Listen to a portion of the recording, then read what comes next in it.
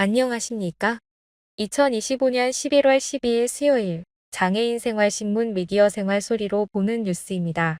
오늘의 소리로 보는 뉴스입니다. 하나. 전국 시도별 장애인 복지와 교육 수준에 큰 격차가 있는 것으로 나타났습니다. 둘.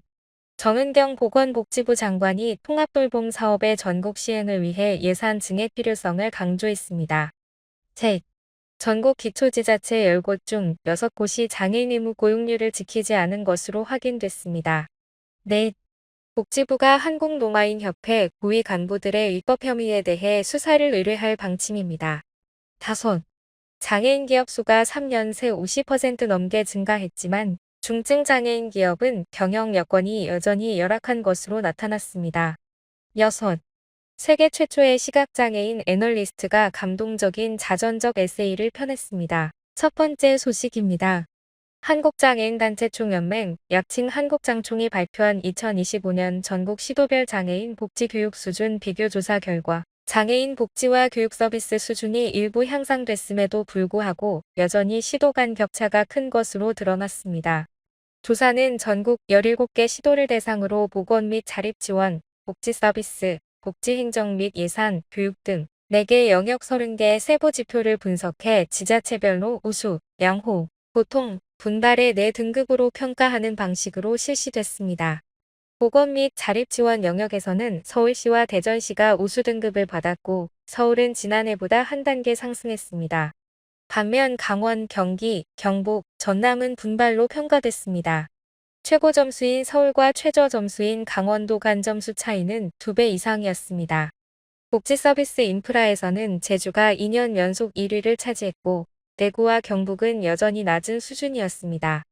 복지 예산 확보력에서는 서울과 대전이 높은 점수를 받았으나 인천, 부산, 경기는 평균 이하로 평가됐습니다.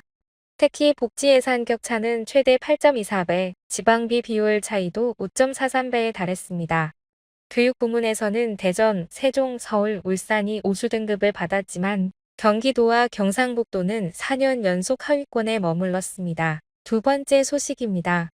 보건복지부 정은경 장관이 11월 10일 국회 보건복지위원회 전체회의에서 내년부터 전국 시행되는 지역사회 통합돌봄 사업의 원활한 안착을 위해 예산 증액이 필요하다고 밝혔습니다.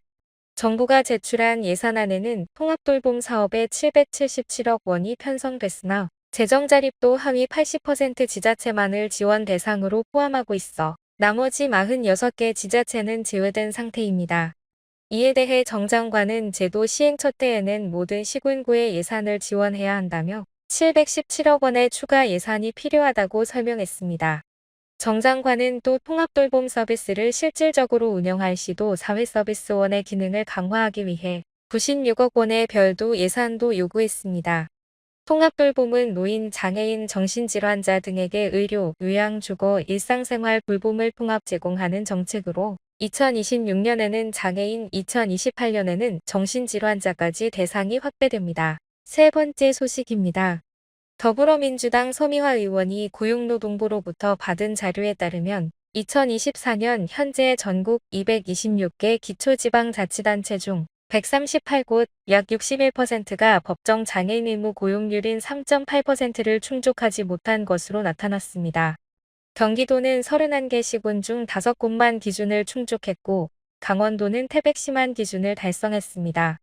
인천시는 10개 기초지자체 중 계양구, 미추홀구, 부평구, 연수구를 제외한 나머지 6개 구가 기준 미달로 나타났습니다.